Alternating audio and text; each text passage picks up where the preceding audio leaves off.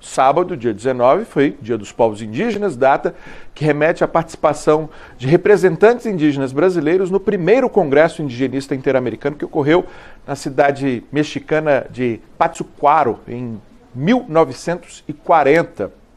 Eu lembro a vocês, inclusive, que o Dia dos Povos Indígenas foi instituído por lei em 2022 para substituir o antigo Dia do Índio, né, que foi objeto de um decreto de Getúlio Vargas, editado em 1943. Essa denominação povos indígenas, ela é muito mais fidedigna a essa multiplicidade étnica e cultural, essa riqueza, né, dos povos indígenas que existe no Brasil.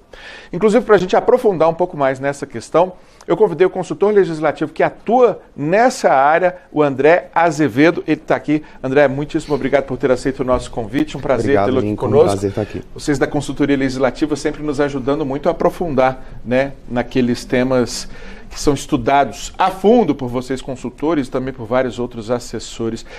E eu queria começar com uma pergunta. Vou até descrever algo que a gente mostrou aqui no Câmara agora, que foi no dia da vinda dos índios do acampamento Terra Livre para cá, que eles trouxeram uma alegoria que foi a justiça, a imagem da justiça, aquela estátua do Alfredo Sescati que fica na frente do Palácio do Supremo Tribunal Federal, com um cocá, fazendo uma conexão, né, um apelo para que o judiciário zelasse pelos direitos dos povos indígenas. Direitos esses que são constitucionais, né? A nossa Constituição, ela foi muito rica, muito pródiga, muito inovadora, inclusive, em certo sentido, em trazer um novo paradigma, né, no que diz respeito aos direitos indígenas. Eu queria que você nos dissesse, aprofundasse um pouquinho conosco sobre isso, né? Quais são esses principais direitos, as inovações, o que a Constituição traz e que faz com que hoje eles estejam apegados, se tornem grandes defensores do nosso texto constitucional? Obrigado, Lincoln, pelo convite, é um prazer estar aqui. Queria cumprimentar a audiência da TV Câmara. E, de fato, a Constituição de 88 representou um novo paradigma no que diz respeito ao direito dos povos indígenas. Se fala muito sobre a questão, ela garantiu, dentre esses direitos, o direito à demarcação das terras tradicionalmente ocupadas pelos indígenas. E embora isso ganhe muita atenção, é um direito que já estava previsto em constituições anteriores, desde a Constituição de 1934. O que é mais importante na Constituição de 88 é o fato de que ela reconhece aos indígenas e às comunidades indígenas o direito à cultura, às tradições, às suas línguas, e tudo isso implica uma quebra do regime jurídico anterior da relação do Estado com as comunidades e com as pessoas indígenas. Antes da Constituição de 88, o Estatuto do Índio, ele previa que o objetivo da política indigenista nacional era integrar os indígenas à comunhão nacional. Ou seja, a partir do pressuposto de que as identidades indígenas eram identidades atrasadas, transitórias, e que o objetivo seria, então, que no futuro os indígenas deixassem de ser indígenas. E é isso que é a inovação mais importante da Constituição de 88, porque ao reconhecer aos indígenas o direito à sua cultura, seus costumes, às suas tradições, às suas formas próprias de organização. E mais ainda, ao determinar que o Estado brasileiro deve valorizar positivamente essas identidades indígenas, a Constituição reconheceu aos indígenas o direito de serem indígenas. Uma evolução do direito, né, que é muito legal. Inclusive, se lá nessa época a gente tinha essa perspectiva de que integrar os indígenas era fazer com que eles abandonassem parte de suas crenças, de suas formas de viver, hoje a gente vive um processo contrário, que é a gente tentar se aproximar dessas formas de viver muito mais integradas e com muito mais respeito à natureza, né, porque se tornou uma imposição da realidade a gente ter essa relação mais equilibrada com o meio ambiente que os indígenas já têm há bastante tempo. Agora, eu vou fugir um pouquinho do tema mais candente, mais comum, mais quente, que é a questão da demarcação de terras indígenas, porque ele recebe, né, digamos assim, um tratamento muito amplo da imprensa de um modo geral, para a gente aprofundar em outros temas que não são tão tratados. E aí eu queria tratar com você de um instrumento que é a consulta prévia, livre, informada, que as comunidades indígenas têm direito, né, em relação a qualquer projeto ou política pública que diga respeito a elas. Isso é inclusive objeto de conversão de convenção internacional. Eu queria que você avaliasse para a gente se esse instrumento tem sido bem utilizado, tem sido utilizado de modo eficaz, se ele tem resultado em avanços, se os povos indígenas estão mesmo participando, estão fazendo valer esse direito que eles têm. Perfeito, Lincoln. O direito à consulta prévia, de fato, é um dos direitos mais importantes e mais reivindicados pelos povos indígenas. Ele está previsto na Convenção 169 da Organização Internacional do Trabalho. E aí, né, as pessoas até se perguntam por que a Organização Internacional do Trabalho? Porque do mesmo jeito que a Constituição de 88 rompe com o paradigma integracionista do Estatuto do Índio, a Convenção 169 ela veio para reformar uma convenção anterior da Organização Internacional do Trabalho, que era a Convenção número 107. E por quê? Porque na formação dos estados, essa Convenção 107 vinha porque na formação dos estados nacionais, muitas vezes, quando projetos de desenvolvimento chegavam a comunidades indígenas, essas comunidades elas eram, né, trazidas para trabalhos forçados, fora das... Então o objetivo da Convenção 107 era integrar os povos, as comunidades indígenas aos marcos desses estados nacionais que se formavam. Mas ela também tinha essa visão de que as identidades indígenas eram transitórias, de que os indígenas deveriam, em última instância, ser trazidos para as mesmas regras que se aplicavam para todo mundo.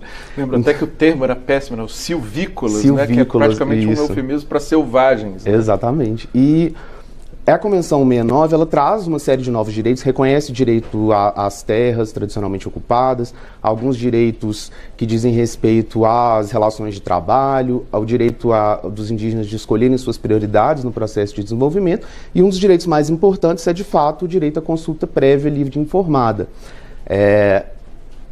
A Convenção 169 ela começou a produzir efeitos no Brasil a partir de 2003. E desde então tem sido um processo lento de efetivação desse direito. O que acontece? Existe um desafio muito grande na implementação do direito à consulta, porque essa consulta ela tem que ser feita de modo culturalmente adequado. Sim. E a gente sabe que o Brasil ele possui uma diversidade muito grande de povos indígenas. 300 línguas. São mais de 300 línguas, 1,7 milhão de pessoas, segundo o último censo do IBGE. E fazer essa cultura de modo culturalmente adequado implica fazer ela de modo adequado às particularidades culturais de cada uma dessas comunidades. Então, para o Estado, é muito difícil criar uma lei geral da consulta, alguma regra geral, porque essa regulamentação ela tem que ser apropriada, tem que poder ter a flexibilidade necessária para ser apropriada a cada contexto concreto. E aí, como consequência, acaba tendo, como o Estado não se organiza para efetivar o direito à consulta, isso acaba gerando, como consequência, uma judicialização muito grande. Muitos indígenas que não são consultados acabam recorrendo ao Poder Judiciário e isso acaba atrasando algumas obras que são de interesse nacional. Eu menciono um caso que ficou conhecido, que é o caso do Linhão de Tucuruí, porque o estado de Roraima é o único estado que ainda não está integrado ao sistema energético nacional. Então, isso gera vários, né, a energia elétrica gerada... Uma dependência enorme da Venezuela. Da Venezuela e hoje em dia por indústrias termoelétricas. E para conectar esse linhão de Tucuruí, passaria por mais de 100 quilômetros dentro da terra indígena dos Uemiri-Atuari. E aí, uma questão que foi muito judicializada, o processo, o licenciamento ambiental não conseguia avançar por causa disso. E aí, pensando nisso, né, nessas obras que são de interesse nacional, o Congresso, inclusive, na lei do marco temporal, chegou a excluir do regime jurídico da consulta algumas obras de infraestrutura necessárias para prestação de serviços públicos. Mas assim, a questão é que a eficácia dessa medida ela pode ainda ser questionada porque a Convenção 169, por ser um tratado internacional de direitos humanos, tem hierarquia supralegal no ordenamento jurídico brasileiro. Equivale a uma emenda à Constituição. Não necessariamente nesse caso, porque para equivaler a uma emenda constitucional tem que ser aprovada... sim, no rito de emenda constitucional. Quando não é... Mas ela está acima das leis ordinárias. Exato. Ou seja, não quer dizer que a lei que o Congresso aprovou é inconstitucional por violar... Não. Mas no caso concreto pode ser que o juiz afaste os efeitos dessa lei em virtude da superior hierarquia da Convenção 169. Então, talvez seria mais interessante pensar em marcos legislativos com a flexibilidade necessária para que o Estado possa, de fato, cumprir esse dever previsto na Convenção 169 da OIT e viabilizar esses empreendimentos que são de interesse nacional. Perfeito. Bom, eu já mencionei aqui, né, a centralidade que tem a questão da demarcação de terras indígenas para os povos indígenas, especialmente quando ligada a questões ambientais, que estão cada vez mais claras, mais evidentes para todo mundo, mas quando a gente fala, por exemplo, de preservação das línguas, da cultura, da forma de viver, que políticas públicas também existem, podem ser eficazes nesse processo para ajudar a preservação dessa riqueza cultural, que inclusive envolve conhecimento sobre medicina, formas de medicina ancestrais que estão também cada vez mais valorizadas e por aí vai. É isso, Lincoln, uma pergunta muito interessante. O Congresso, inclusive, já aprovou leis muito importantes nesse sentido.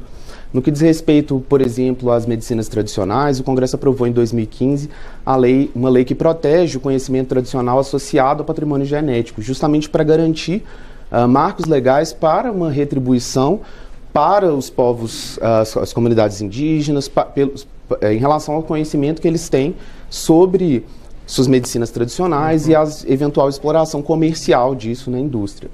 Uma outra lei importante também, você estava mencionando a questão ambiental, né? Os indígenas hoje em dia as terras indígenas são algumas das terras mais preservadas do país.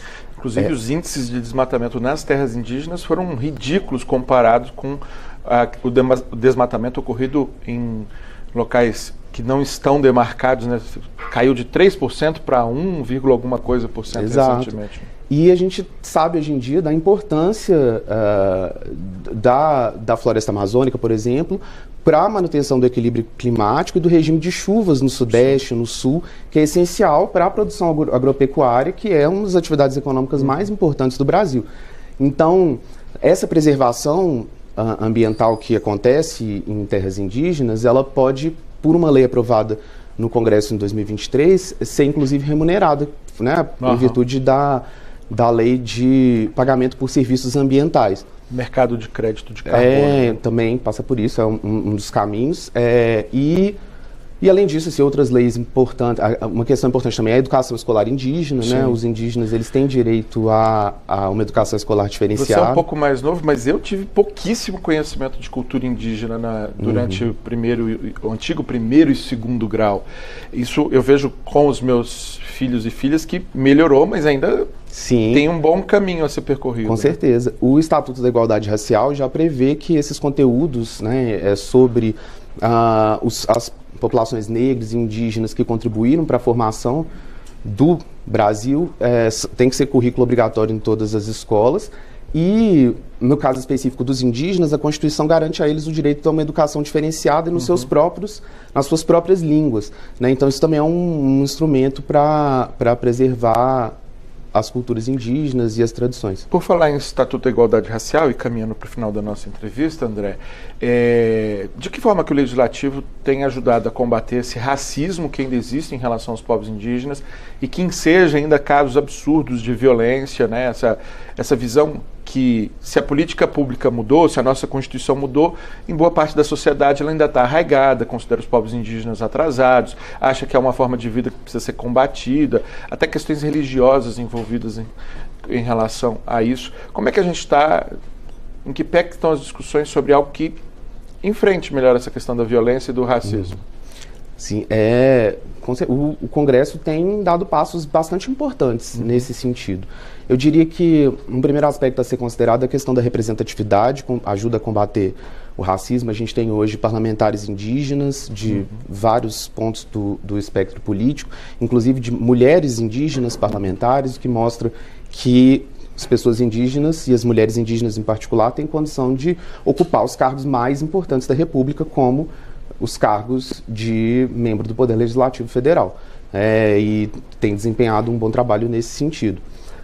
Recentemente, destaco também que o Congresso reformou o regimento, a Câmara dos Deputados reformou o regimento interno para criar a Comissão da Amazônia e dos Povos Originários e Tradicionais, que está, acho que, no 3º ou 4º ano de funcionamento, que é um mecanismo interessante também para a condução de audiências públicas, de debates, um fórum legislativo especializado nas questões indígenas que contribuem para dar visibilidade para essa matéria. Em 2021, o Congresso Nacional aprovou com equivalência à emenda constitucional à Convenção Interamericana contra o Racismo, a Discriminação Racial e Formas Correlatas de Intolerância, que é uma convenção que agora integra o bloco de constitucionalidade, né, tem equivalência à emenda constitucional, e que tem vários dispositivos para contra o racismo, contra pessoas indígenas, contra comunidades indígenas. Foi aprovada também a lei dos crimes raciais, também que se aplica ao racismo praticado contra indígenas. Então, entendo que é uma série de medidas nas quais o Congresso tem contribuído para o combate dessa triste realidade, que é a persistência do racismo contra pessoas indígenas. E reconhecendo principalmente o protagonismo, né, dessas lideranças indígenas, desses grupos que se organizam cada vez mais e melhor, inclusive muito curioso, se chamam entre si, a despeito das etnias diferentes, se chamam cada vez mais de parentes. Isso é muito legal, e fica a nossa homenagem também a todos os indígenas que têm lutado, né, pela sua representação, pela sua voz, pelas condições melhores para esse povo ancestral. Muitíssimo obrigado, André. Obrigado, Lincoln. Foi um prazer enorme recebê-lo aqui. Bom trabalho.